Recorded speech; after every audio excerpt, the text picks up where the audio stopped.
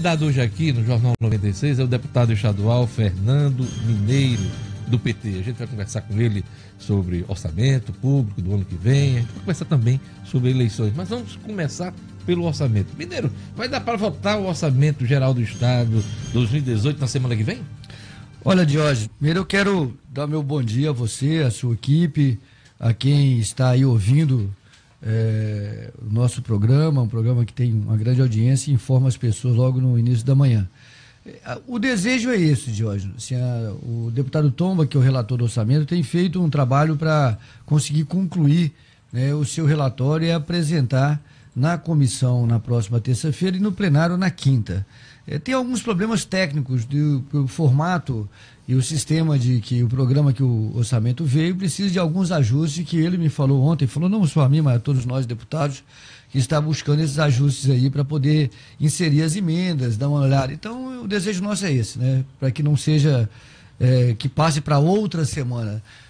Formalmente, a gente teria até a outra semana, até o dia 22, né? Para poder aprovar o orçamento. E não dando semana que vem, na outra certamente terá condição. Há tempo hábil para a apreciação dessa matéria, Há né? tempo hábil. Na verdade, o que o deputado Tomba tem feito um trabalho muito grande até para antecipar o tempo final, né? Porque o tempo final, a sessão vai até, no caso, vai até o dia 21 de dezembro, né? Digamos assim, né? Teria sessão formalmente pelo regimento. Então, o Tomba está trabalhando para poder antecipar, né, esse relatório e para ele levar o relatório ao plenário. Mineiro, o estado do Rio Grande do Norte vive uma séria crise financeira, né? Está com problemas aí de pagar folha, está com problema até de passar o duodécimo para os poderes, né? Qual vai ser a marca do orçamento do ano que vem? E na sua visão, qual deveria ser a prioridade do parlamento? Olha, o orçamento, por mais que a gente tenha repetido isso, né, não consegue mudar muito a dinâmica do Estado. Eu acho que tem esforços para poder modernizar, mas o orçamento acaba sendo uma coisa muito pro forma, né? Quando eu vejo, Diógenes, o relatório do Tribunal de Contas do Estado, que você vai olhar lá, o que está dito no relatório, tem tudo a ver com o que eu falo sempre sobre a questão do orçamento. Porque não adianta você só aprovar o orçamento. O problema central do Estado é a execução orçamentária. Isso. As pessoas não acompanham, a sociedade não acompanha, o Estado como um todo não tem mecanismo de controle social para dar agilidade, dar transparência, e vai fazendo tudo, vai fechando tudo no martelo. Mas uma das funções do parlamento, da Assembleia Legislativa, é fazer essa fiscalização como representantes do povo. Né? Isso. E o problema é que, como o Poder Legislativo vota o orçamento e não tem muita margem de manobra, no final, o que eu digo? Para fazer um orçamento de verdade, o debate deveria começar em março ou abril do ano, e não no final. Então, o que acontece aqui? A gente começa a discutir orçamento no final do ano, quando ele já está na Assembleia. Não adianta, porque ele já chega ali todo amarrado, entendeu? Com os valores, com as normas, com as metas, tudo amarrado. Então, na verdade, as experiências de avanços orçamentários, de planejamento, orçamento é planejamento, não é? Que eu conheço, assim, que por estudar esse assunto há muito tempo, indica o seguinte: você tem que começar a fazer esse debate em março e abril. Para discutir. Mas parece que já é estratégia dos governos de jogar essa discussão pro apagar das luzes do ano, né? Vai chegar e dizer assim: olha, se não votar, ano que vem não tem orçamento. Olha, se não votar, vocês não entram de férias. Isso. Então, assim, na verdade, para poder mudar esse quadro, deveria ter um início de discussão em abril, em março e abril, para discutir o planejamento, cada secretaria se envolver. Tem coisas assim. A secretaria teórica, como é que funciona teoricamente? A secretaria manda para todas as secretarias, manda para a Secretaria de Planejamento e ela faz a junção, faz o apanhado. Às vezes a Secretaria de Saúde, por exemplo, manda uma demanda, chega lá na Assembleia totalmente outra, porque o corte ou o ajuste é feito na Secretaria de Planejamento. E nem tem tempo, pela dinâmica que é feita tradicionalmente, da Secretaria de Saúde saber o que é que mudou, entendeu? Então é muito comum você chegar lá, o secretário chegar lá e dizer: mas não foi isso que a gente mandou para lá, mas é isso que está sendo votado. Tem gente que acha que o orçamento público do país, e aqui no Rio Grande do Norte não seria diferente, é uma peça de ficção. Eu acho que é peça de ficção. Veja só, às vezes você define um valor no orçamento e durante o ano ele é suplementado, ou seja, ele é modificado. O que é a suplementação do orçamento? É um mecanismo que o gestor que tinha lá R$100 para, sei lá, pagar energia, A suplementação autoriza que ele pega uma parte desses R$100 e leva para outro local, entendeu? Então tem um forte percentual aqui no Estado, os governos sempre mudam a destinação dos recursos, por decreto. Tanto é que um dos grandes pepinos que está na prestação de contas do governo do Estado, inclusive de 2016, inclusive com caracterização de crime de responsabilidade, né, e pedindo a posição da Assembleia, é exatamente relacionado ao crédito suplementar. Está lá dizendo o seguinte, Jorge, que o governo do Estado fez suplementação orçamentária sem ter autorização legislativa. Que não pode. O que não pode, tá? Então é crime de responsabilidade e improbidade administrativa. Está citado textualmente no relatório. Daqui a pouquinho eu queria até que você falasse e discorresse mais em relação ao relatório do TCE, mas eu lhe pergunto. A gente vem de anos de frustração de receita, o governo tem alegado isso, e o orçamento geral esse ano vai ser a proposta de 1.951 bilhões de reais, salvo engano. 11 bilhões, 11 bilhões e 951 bilhões de reais de receita. Aliás, de expectativa, aliás, de despesa, uma expectativa de receita. Como é que fica para o ano que vem aí? Qual é a sua avaliação? A minha avaliação é que num processo recessivo que nós estamos vivendo nacionalmente, né, e os dados que eles colocam lá de crescimento, de PIB de 2%, 2,5%, não vai se concretizar no ano que vem, entendeu? Então, o problema é que já começa aí, você percebe? Eu acho que existe uma superestimativa das receitas no orçamento, porque quando você vai olhar, quando você bota a lupa em cima desses dados, boa parte dos valores que estão dizendo nesses 11 bi 900 milhões tem a ver com convênios, tem a ver com expectativa de receber recursos do governo federal. Parcerias que às vezes não se confirmam, né? Geralmente não. Então, e principalmente o que está acontecendo no Brasil. Ano que vem, Jorge, vai ser o primeiro ano que vai entrar em vigor a PEC dos tetos. Que limita os gastos. A emenda que limita os gastos à variação da inflação. Então, o que significa, traduzindo? Menos recursos para a saúde, para a educação e para a segurança. Menos recursos nacionalmente. Porque o governo, se você for olhar o conjunto, porque não dá para a gente discutir aqui sem esquecer o que está acontecendo nacionalmente. A conjuntura nacional. Então, os recursos que estão previstos, como convênios, ali... A minha avaliação, eu até gostaria que eu estivesse errado, é que não vão se cumprir como não se cumpriram esse ano, percebe? Porque o governo federal está num arrojo. Como o nosso Estado é muito dependente de recursos federais, além dos repasses constitucionais, também através dos convênios, eu acho que vai ter uma frustração maior ainda. Então você cria uma bola de neve, porque você não faz um debate baseado na realidade, faz um debate baseado no desejo. E quando você pega o orçamento para 2018, você vai ver que tem coisas lá que foram colocadas para 2017, 2016, 2015, 2014 e não se cumpriram. E está de novo no orçamento. Está de novo lá. Está de novo lá. Por que, por exemplo, rapidamente? Não, os valores, por exemplo, da questão dos convênios com o governo federal, entendeu? Em relação às obras de infraestrutura, muitas ações nas áreas da saúde, da segurança. Você pegar boa parte dos investimentos que estavam previstos para a segurança em 2016, eles não se concretizaram. O grande desafio do governo tem sido pagar folha, né? Isso. E está pagando atrasado, parcelado. Essa realidade vai ser repetida no ano que vem. O ano passado teve a repatriação. Esse ano nem isso. Há uma expectativa de empréstimo para tentar aliviar o caixa e pagar. A atuada vai ser essa no ano que vem? Eu acho que vai ainda, infelizmente. Por quê, Jorge? Nós já conversamos aqui, já tive a oportunidade de conversar com você sobre essa questão aqui, desde quando nós participamos do governo. Eu dizia o seguinte... Primeiro é preciso haver uma pactuação entre executivo, legislativo, judiciário, Ministério Público e Tribunal de Contas no Estado do Rio Grande do Norte para enfrentar essa questão da crise do Estado. Tem 3 questões que eu venho, desde quando assumi cadeira de deputado estadual, governo Vilma, depois governo Iberê, depois governo Rosalba, governo Robson, eu sempre falei isso. Tem 3 questões. E foi líder do Robson, né? E tem 3 questões que eu insisto que precisa serem feitas para começar, do meu ponto de vista, a organizar a questão das finanças do Estado. Primeiro, é preciso rever a questão das isenções fiscais no Rio Grande do Norte. No Rio Grande do Norte, eu sou favorável à isenção fiscal. PROAD, né? Não só PROAD. Eu sou favorável à isenção fiscal, Jorge, sabe? Eu acho que precisa ter isenção fiscal para você estimular emprego.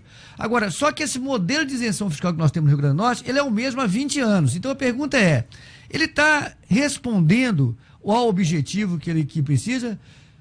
Para o ano que vem, tem 492 milhões de isenções fiscais. 492 milhões. Nos últimos 4 anos, nós tivemos 2 bi de isenções fiscais. A metade deles é no PROAD, que é o Programa de Desenvolvimento Industrial. Interessa a quem? Quem são as empresas que são beneficiadas com isso? O argumento é que isso gera emprego. Então vamos fazer as contas. Quanto é que foi de isenção? Beneficiou a quem? Quantos empregos que foram criados? Esse é o debate. Às vezes o camarada promete 100 empregos, só tem 30 lá. Exato, então tem que fazer a conta. Quanto é que ele foi isento? Tá certo? Então eu defino que precisa passar um pente fino nessa questão para analisar. E quando eu pego lá 492 milhões previstos para o ano que vem, eu vou dar um zoom e vou ver o seguinte: 50 e poucos milhões é para pequenos e microempresários, entendeu? Ora, se o micro e pequeno empresário é quem mais emprega, por que ele é que tem menos isenção? Percebe? Então além dessa questão das isenções, mais? A outra questão é a discussão da dívida ativa do Estado, no questão do combate à sonegação. Você tem 7 bilhões de dívida ativa. Vamos dizer que essas 7 bilhões, não sei, tem que fazer a conta lá. Quanto é que é a dívida podre, que não tem como recuperar? Agora, o que está para recuperar? Entendeu? Então precisa ter um processo de recuperação da dívida e do combate rigoroso à sonegação. Eu acho que pode aumentar nessa questão. E a outra é a mudança da questão com os poderes. O Rio Grande do Norte é o único estado que tem essa história de sobra de dinheiro nos poderes. Agora não tem mais que o dinheiro, como o governo do estado, o executivo, não repassou o duodécimo para os poderes. Eu creio que talvez o judiciário ainda tenha sobra de dinheiro dos anos passados. Mas já pensou, sobra de dinheiro nos poderes? Se o caixa é único, né? Se o caixa é único. Mas se lembra que teve um ano, 2016, aqui ano passado, que o Tribunal de Justiça emprestou dinheiro ao Executivo. Eu votei favorável para não ser dito... Presídio, né? Emprestou. Não sabe onde é que está o dinheiro, como é que foi, o que, é que foi aplicado, se aconteceu. A Assembleia também, se eu não me engano, comprou carros aí. Isso. Dinheiro de alguma Era para ter voltado. Isso, era para ter voltado o dinheiro. Porque o caixa é único, ou então ter feito o ajuste de conta.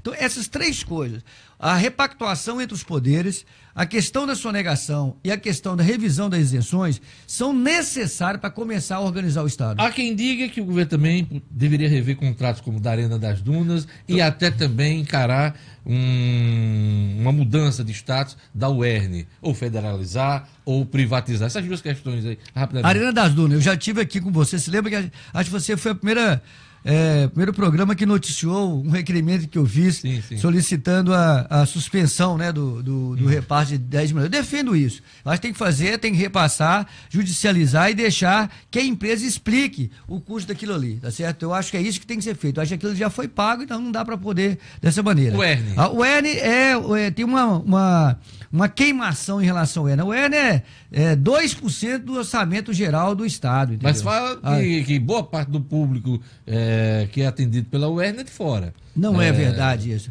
Quem fala de isso... 9 mil alunos, seriam 4 mil do Rio Grande do Norte, o restante de fora. Pois é, mas você sabe que quem fala isso não conhece bulhufas da UERN. Você imagina o que seria o Rio Grande do Norte, pelo menos na região oeste, em termos de formação de educadores, se não houvesse a UERN. A UERN é fundamental. Foi fundamental e é fundamental para a questão da educação básica do Rio Grande do Norte. O que você pode discutir tem que readequar o papel da UERN, sim. Agora, dispensar a UERN, não é? Federalizar, existe alguma Não existe essa possibilidade. É outra, um perdão de quem defende isso, é outra lorota. Porque primeiro você não vai federalizar uma universidade no meio de 60 no Brasil. Você tem que mudar a Constituição Federal. Segundo, o que você faria, né, com os funcionários e com o patrimônio? O que eu defendo é uma luta nacional, é que no MEC não tem recurso no MEC para o ProUni? Por que não tem recurso no MEC para as universidades estaduais?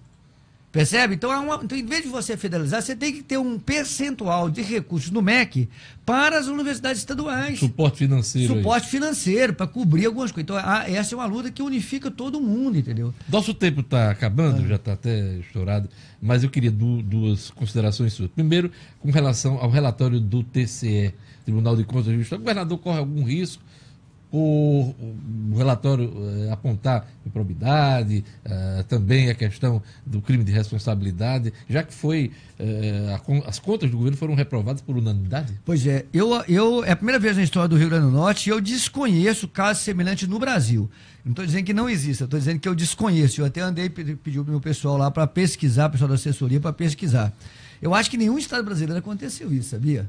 Não estou dizendo no Rio Grande do Norte é a primeira vez, né? Aqui no Rio Grande do Norte é a primeira vez, mas acho que no Brasil é a primeira vez que 7 conselheiros, à unanimidade, reprovam as contas de um governo. Decisão foi técnica ou política? Eu acho que foi, bom, você vê lá, é técnica, né?